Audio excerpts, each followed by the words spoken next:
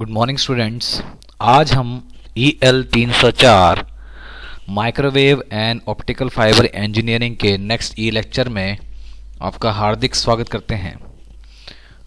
जो आज का हमारा टॉपिक है वह माइक्रोवेव वैक्यूम ट्यूब से है, जो कि यूनिट 2 है और टॉपिक का नाम है मैग्नेट्रॉन। मैग्नेट्रॉन क्या होता है, आज हम इसके बारे में बात करेंगे। तो मैग्नेट्रॉन की परिभाषा देखिए, आप देख सकते हैं कि मैग्नेट्रॉन की क्या है परिभाषा। मैग्नेट्रॉन एक ऐसा उपकरण है जो उच्च शक्ति विद्युत चुंबकीय तरंग को उत्पन्न करता है और इसे मूल रूप से एक स्व उत्तेजित माइक्रोवेव दोलित्र यानी कि एक दोलित्र के रूप में, जिसे आप ऑसिलेटर भी कहते हैं अंग्रेजी में, माना जाता है और इसे क्रॉस फील्ड डिवाइस के रूप में भी जाना जाता है। अब क्रॉस फील्ड डिवाइस के बारे में मतलब होता क्या है, क्रॉस फील्ड का मतलब होता है इसमें दो फील्ड होते हैं यानी कि दो क्षेत्र होते हैं। एक होता है मैग्नेटिक, जिसे हम बी से भी डिनोट करते हैं यानी कि चुंबकीय क्षेत्र, और एक होता है इलेक्ट्रिक फील्ड। तो इसमें क्या होता है कि दोनों के दोनों परस्पर एक दूसरे के क्या होते हैं, परपेंडिकुलर होते हैं। बी का मतलब है मैग्नेटिक फील्ड और ई का मतलब है इलेक्ट्रिक फील्ड, और ये दोनों एक दूसरे के किस में होंगे, 90 डिग्री के कोण पर उपस्थित रहेंगे। उस डिवाइस को क्रॉस फील्ड डिवाइस कहा जाता है। ठीक है, और इसमें दोनों प्रकार के क्षेत्र रहेंगे विद्यमान, एक तो चुंबकीय क्षेत्र और दूसरा क्या रहेगा, विद्युत क्षेत्र। तो मैग्नेट्रॉन एक डिवाइस है जो उच्च शक्ति की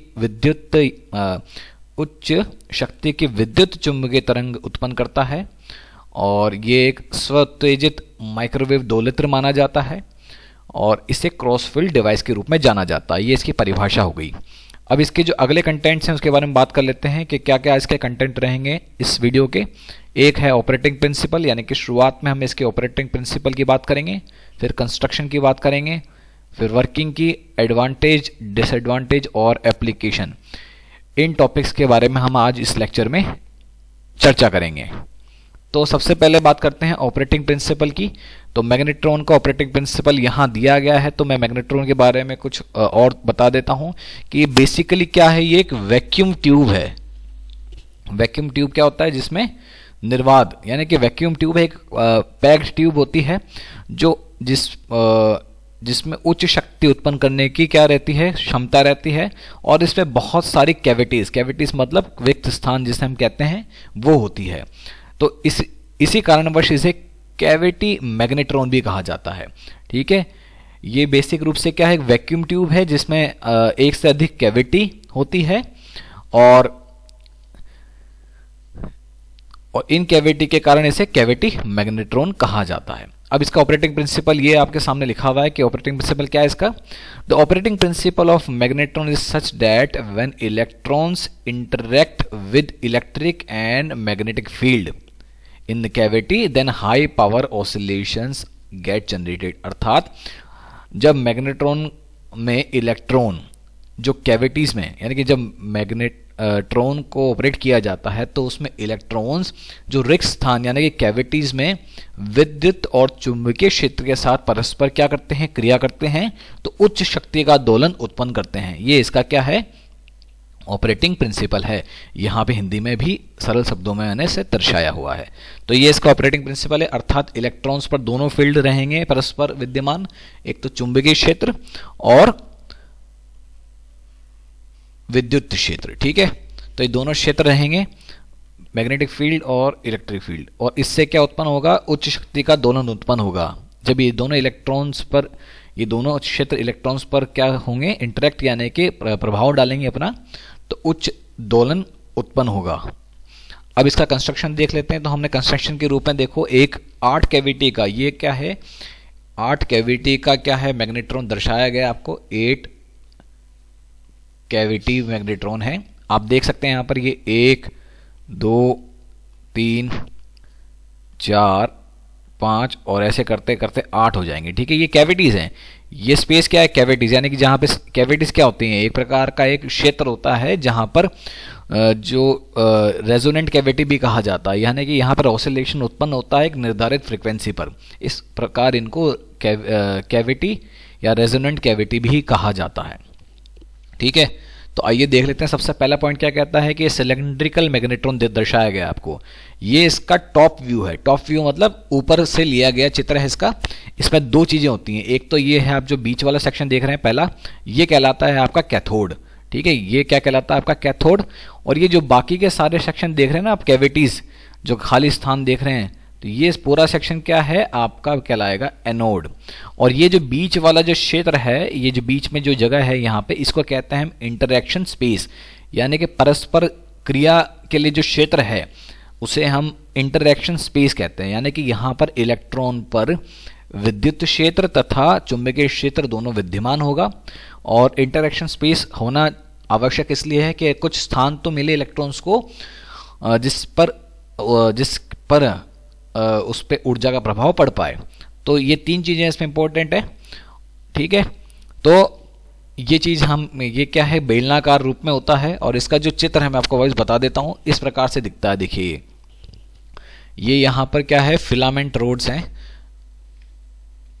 ये, और ये दोनों फिलामेंट यानी कि कनेक्टिंग रोड्स हैं जो कैथोड्स के साथ कनेक्टेड हैं। ये बीच वाला हिस्सा कैथोड है। कैथोड का काम क्या होता है, कैथोड को जब हीट किया जाता है तो वो इलेक्ट्रॉन्स को उत्सर्जित करता है। और ये इलेक्ट्रॉन्स कहाँ जाएंगे, इस बीच में जो कैविटीज हैं वहां तक जाएंगे। और अगर इलेक्ट्रिक फील्ड और मैग्नेटिक फील्ड अप्लाई किया जाएगा तो ये जो बीच का जो क्षेत्र है इंटरैक्शन स्पेस, यहाँ पर उस पर प्रभाव पड़ेगा और इलेक्ट्रॉन उसी प्रकार उसी के अनुरूप क्रिया करेगा। ठीक है, तो ये जो बीच का क्षेत्र को कहलाएगा इंटरैक्शन स्पेस। और ये जो बाहरी ब्लॉक है इसको हम क्या कहते हैं, पूरे खंड को एनोड कहते हैं। ठीक है, अब जो इलेक्ट्रॉन्स पे प्रभाव पड़ेगा तो उस इलेक्ट्रॉन पे प्रभाव पड़ने से या तो बंच बनेंगे। ठीक है, उन बंचों को आउटपुट के रूप में कलेक्ट किया जाए तो यहां पर क्या दे रखा है, एक प्रोब दे रखी है। ये प्रोब क्या करेगी, इलेक्ट्रॉन पर जो प्रभाव होगा उसकी ऊर्जा को कलेक्ट करेगी और हमें आउटपुट के रूप में क्या मिलेगी, उच्च शक्ति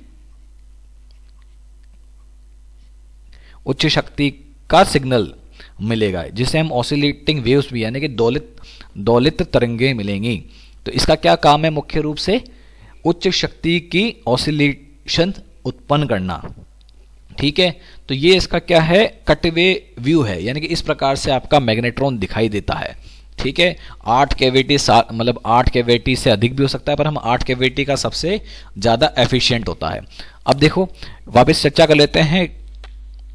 सबसे पहला पॉइंट तो ये कहता है कि सिलेंड्रिकल मैग्नेट्रॉन है सिलेंड्रिकल कैथोड, यानी कि बेलनाकार अगर उसका पूरा ढांचा है तो सभी चीजें क्या होंगी, बेलनाकार होगी। और जो दूसरा पॉइंट क्या कहता है, एनोड और कैथोड के मध्य जो एरिया होता है उसको हम क्या कहते हैं, इंटरैक्शन स्पेस कहते हैं। और एक और चीज, ये जो कैविटीज हैं 1 2 3, ये 8 कैविटीज हैं, तो इनमें जो एडजेसेंट यानी आसपास की कैविटी है, इन सबके मध्य 180 डिग्री का क्या होता है, फेज डिफरेंस होता है।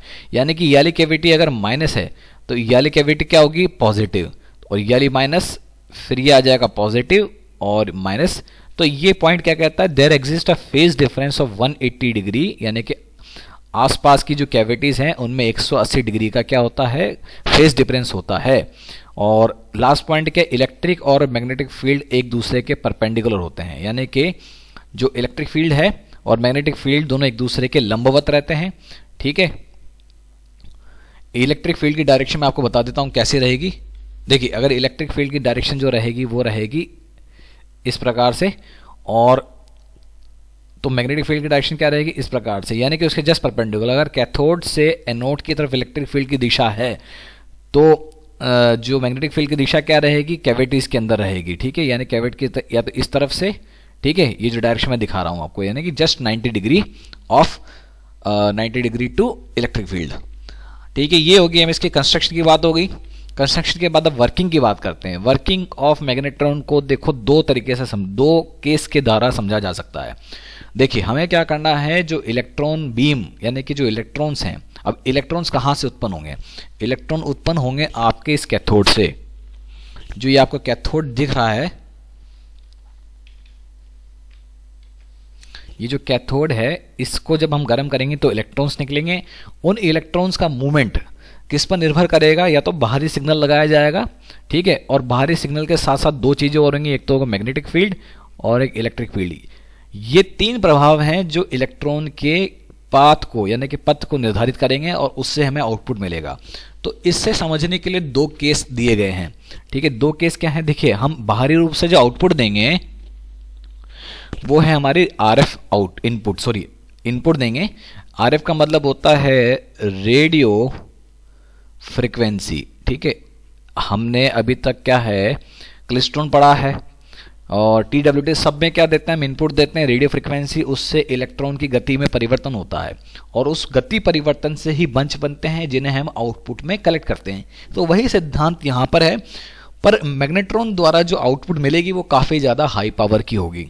इस वजह से मैग्नेट्रॉन को कहाँ यूज़ किया जाता है, जहाँ हमें उच्च शक्ति की आवश्यकता है।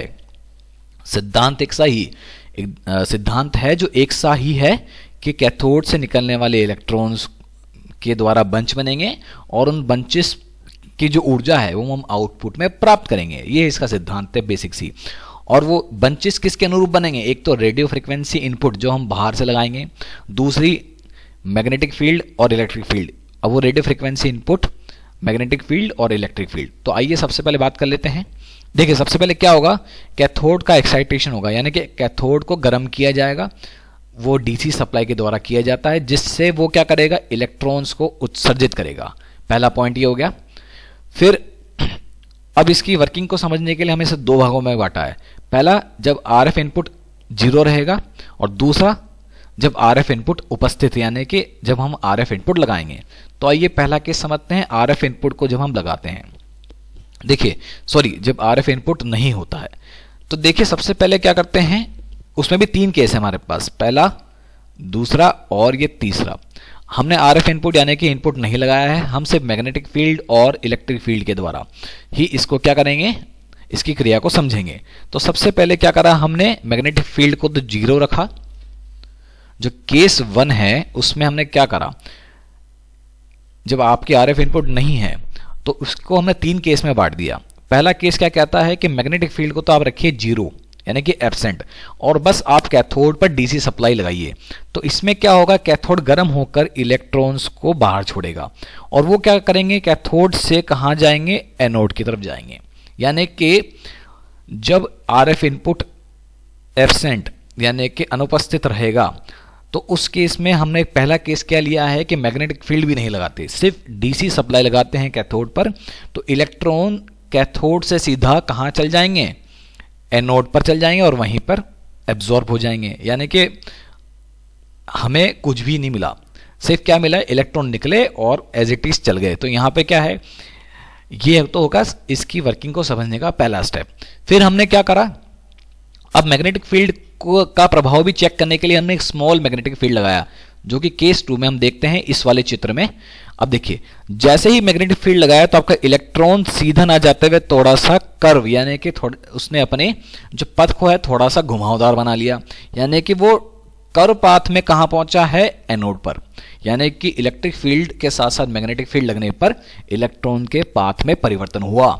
अगर हम यही चीज ज्यादा मैग्नेटिक फील्ड के साथ करते हैं तो क्या होगा, आपके इलेक्ट्रॉन घूमते हुए इस प्रकार से रगड़ खाते हुए, ठीक है, रगड़ खाते हुए कहां आएंगे, रगड़ते हुए एनोड की तरफ जाएंगे।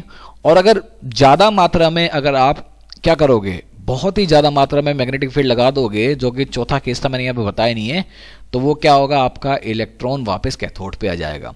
तो इस प्रकार से इलेक्ट्रॉन के परिपथ यानी कि उसके ट्रेजेक्टरी में ये प्रभाव पड़ता है इलेक्ट्रिक फील्ड और साथ ही साथ मैग्नेटिक फील्ड के। अगर ये चीजें बार बार होती रहेगी तो एक प्रकार का क्या है, दोलन यानी कि ऑसिलेशन उत्पन्न होगा। ये सिर्फ एक इलेक्ट्रॉन का केस देख रहे थे।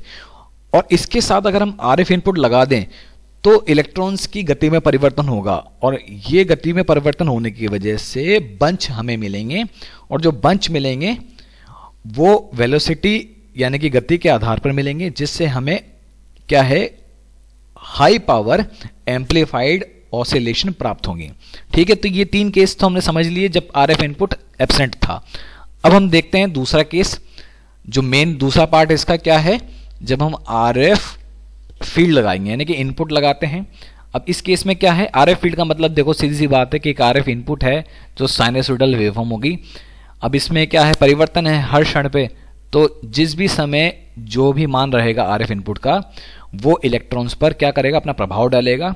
तो सबसे पहले जब आरएफ इनपुट लगाया आपने तो क्या हुआ, किस पे लगाएंगे, मैग्नेट्रॉन के एनोड पर लगाएंगे, ठीक है। जिससे क्या होगा, जो इलेक्ट्रॉन यहां से जा रहे हैं, ठीक है, वो क्या होगा, उस आरएफ इनपुट के प्रभाव में क्या होगा, धीरे हो जाएंगे और धीरे धीरे कहां तक जाएंगे, एनोड तक जाएंगे, ठीक है।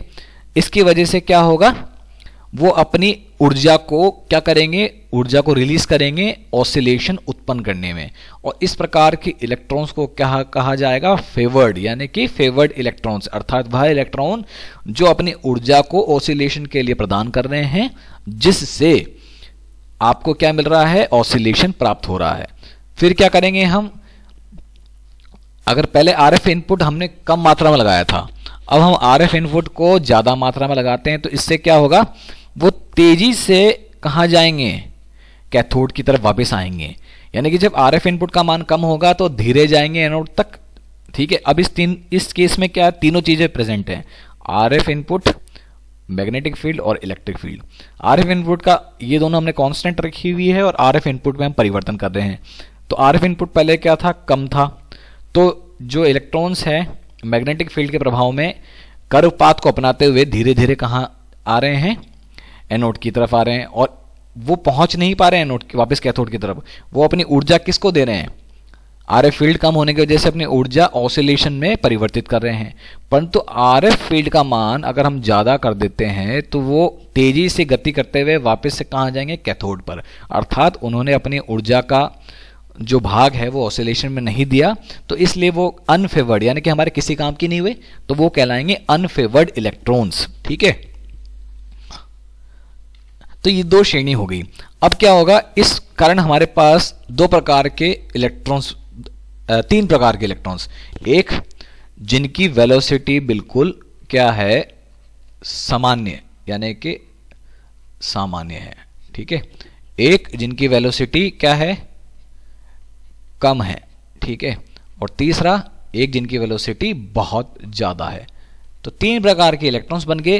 और इस कारणवश क्या होगा कि जो तेज गति वाले इलेक्ट्रॉन्स धीमी गति के इलेक्ट्रॉन्स के साथ पहुंचकर क्या करेंगे, देखिए आप इस चित्र में देख सकते हैं, इस प्रकार से इलेक्ट्रॉन बंच बनना प्रारंभ कर देंगे, ठीक है।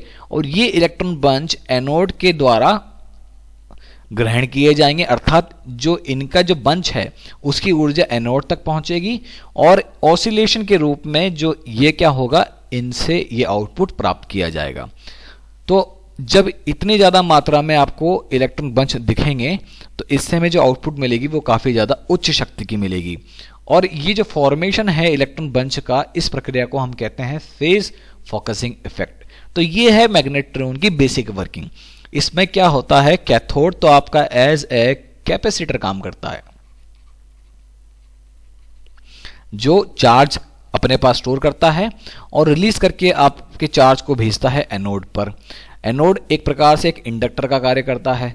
तो जब इन दोनों के मध्य क्या होगा, एक रेजोनेंस की अवस्था आएगी, तो जिससे बार बार इलेक्ट्रॉन्स का ट्रांसफर होगा, तो एक प्रकार से रेजोनेंस अवस्था आ जाएगी और ये ऑसिलेशन उत्पन्न करेगा।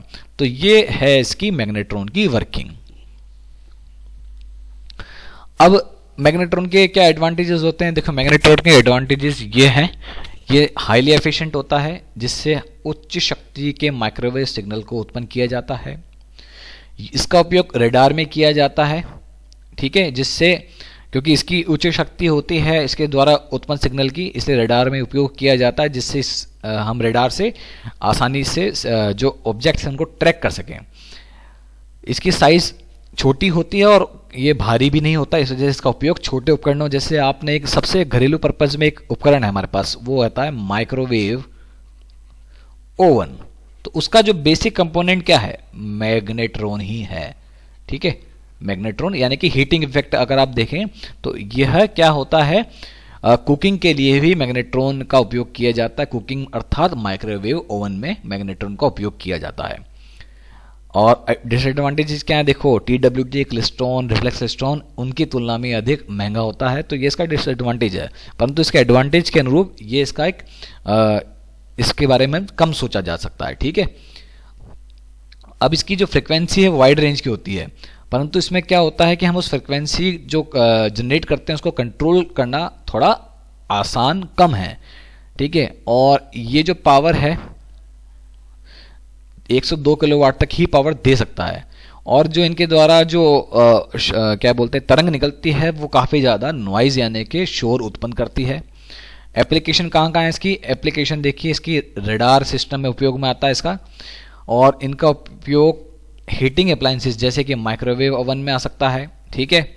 और ट्यूनेबल मैग्नेट्रॉन्स का उपयोग स्वीप ऑसिलेटर अर्थात इस प्रकार के जो ऑसिलेशन है वहाँ पर इस प्रकार के जो सिग्नल जनरेट करने में क्या है, मैग्नेट्रॉन का उपयोग किया जाता है। तो ये था हमारा आज का ई लेक्चर मैग्नेट्रॉन के बारे में। आप इसको पढ़िए और जो भी डाउट्स हैं वो आप मुझसे शेयर कर सकते हैं, जिनका हम निराकरण करेंगे। धन्यवाद।